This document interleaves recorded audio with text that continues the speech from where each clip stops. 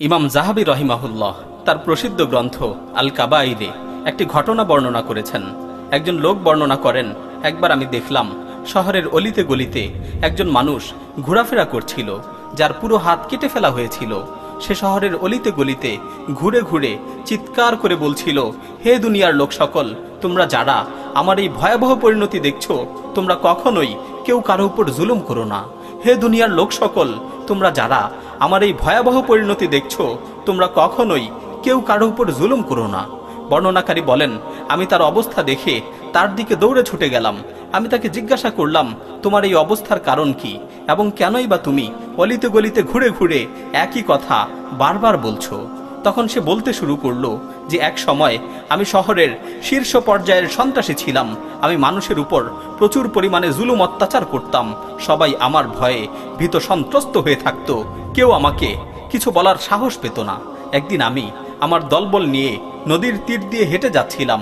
এমন সময় আমি দেখতে পেলাম যে একজন জেলে অনেক বড় একটি মাছ শিকার করেছে। মাছটির প্রতি আমার খুব লোভ হলো। আমি জেলেকে হুমকি দিয়ে বললাম, এই মাছটি আমাকে দিয়ে দাও। জেলে বলল, না, এটা তোমাকে দেয়া যাবে না, কারণ এই মাছটি হচ্ছে আমার পরিবারের রিজিক। এটা বিক্রি করে আমি তাদের জন্য খাবার দাবারের ব্যবস্থা করব, আর এটা যদি তোমাকে দিয়ে দেই তাহলে আমার পরিবার না খেয়ে থাকবে। অতঃপর আমি তার অনিচ্ছা সত্ত্বেও জোরপূর্বক তার থেকে মাছটি ছিনিয়ে নিলাম এবং মাছটি হাতে নিয়ে বাড়ির দিকে হাঁটা শুরু করলাম। কিছু দূর যাওয়ার পর আল্লাহর কুদরতে মাছটি মুখ খুলে হা করে উঠল এবং আমার হাতের আঙুলে একটি কামড় বসিয়ে দিল।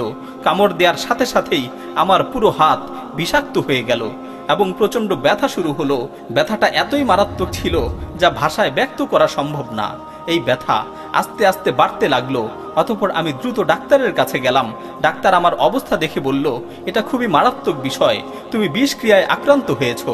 এই মুহূর্তেই তোমার এই আঙুল কেটে ফেলতে হবে। যদি এখনই কাটা না হয় তাহলে কিছুক্ষণের মাঝেই এই বিষক্রিয়া পুরো হাতে ছড়িয়ে পড়বে, তখন পুরো হাত কেটে ফেলতে হবে। আমি বললাম, ঠিক আছে, তাহলে কেটে ফেলুন। ডাক্তার তৎক্ষণাৎ আমার আঙুলটি কেটে ফেললো। এই অবস্থায় আমি বাড়িতে ফিরে গেলাম। কয়েকদিন অতিবাহিত না হতেই আমার হাতের কবজি পর্যন্ত আবারও আগের মতোই প্রচণ্ড ব্যথা শুরু হলো। আমি আবারও ডাক্তারের কাছে গেলাম। ডাক্তার আমাকে বলল, তোমার এই বিষক্রিয়া কবজি পর্যন্ত ছড়িয়ে পড়েছে। এখনই যদি কবজি পর্যন্ত না কাটা হয় তাহলে এই বিষক্রিয়া পুরো হাতে ছড়িয়ে পড়বে, তখন পুরো হাত কেটে ফেলতে হবে। আমি বললাম, ঠিক আছে, কেটে ফেলুন। অতঃপর আমার কবজি পর্যন্ত কেটে ফেলা হলো। এরপর আবারও ব্যথা শুরু হলো। এবার ডাক্তার বলল, তোমার কনুই পর্যন্ত কেটে ফেলতে হবে। আমি বললাম, ঠিক আছে, কেটে ফেলুন। অতঃপর আমার কনুই পর্যন্ত কেটে ফেলা হলো। তারপর আবারও ব্যথা শুরু হলো। এবার ডাক্তার বলল, কাঁধ পর্যন্ত তোমার পুরো বাহু কেটে ফেলতে হবে, নয়তোবা এই বিষক্রিয়া তোমার পুরো শরীরে ছড়িয়ে পড়বে, তখন তোমাকে আর বাঁচানো সম্ভব হবে না। আমি বললাম, ঠিক আছে, কেটে ফেলুন, কারণ আমি বেঁচে থাকতে চাই। তখন আমার পুরো বাহু কেটে ফেলা হলো।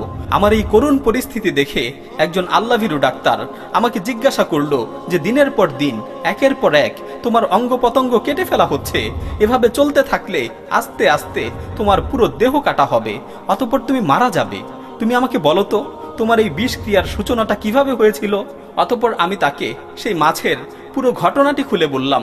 তখন সে বলল, হায় আফসোস, আল্লাহর কসম করে বলছি, তুমি যদি এই ঘটনাটি আমাকে আগে বলতে এবং সে জেলের কাছ থেকে ক্ষমা চেয়ে আসতে, তাহলে হয়তো তোমার একটি আঙুলও কাটা লাগতো না এবং তুমি এই করুণ পরিস্থিতির শিকার হতে না।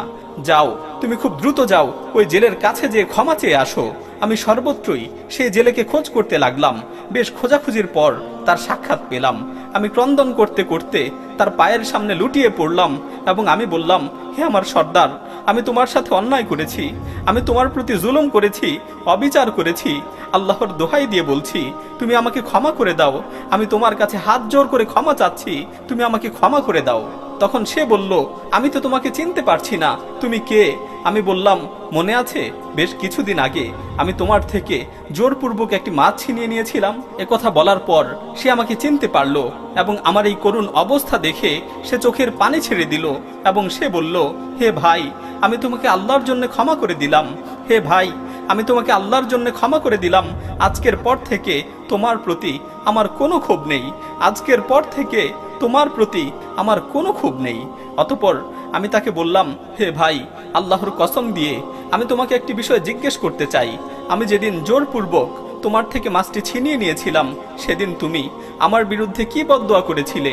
হে দুনিয়ার জালিম সম্প্রদায়, যারা নিরীহ মানুষের উপর জুলুম অত্যাচার করছো, তোমরা ভালো করে শুনো, মনোযোগ দিয়ে শুনো, কান খুলে শুনো।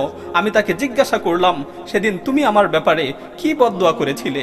সে বলল, হ্যাঁ, সেদিন আমি তোমার ব্যাপারে আল্লাহর কাছে ফরিয়াদ করে বলেছিলাম, আল্লাহুম্মা মান আরানি কুওয়াতাহু ফি যাফি ফাআরিনি কুওয়াতাকা আলাইহি, আল্লাহুম্মা মান আরানি কুওয়াতাহু ফি যাফি ফাআরিনি কুওয়াতাকা আলাইহি।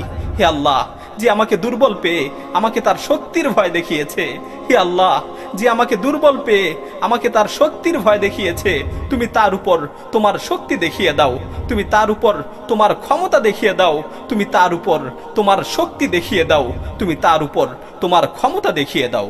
লোকটি বলে, অতঃপর সে আমাকে মাফ করে দেওয়ার পর আমি যখন সুস্থ হলাম, তারপর থেকেই আমি জুলুম থেকে মানুষকে সতর্ক করতে লাগলাম, কেননা জালিমের ভয়াবহ পরিণতির ব্যাপারে আমিই হচ্ছি বাস্তব উদাহরণ। হে দুনিয়ার মানুষ, তোমরা যারা অন্যায়ভাবে নিরীহ মানুষের উপর জুলুম করছো, নিরীহ মানুষের উপর অবিচার করছো, অত্যাচার করছো, তোমরা ভালো করে শুনে রাখো, আল্লাহ তাআলা বলছেন, ওয়ালা তাহসাবান্নাল্লাহা গাফিলান আম্মা ইয়ামালুয যালিমুন। জালিমরা যা করছে সে সম্পর্কে আল্লাহ তাআলা বেখবর নন। জালিমরা যা করছে সে সম্পর্কে আল্লাহ তাআলা বেখবর নন।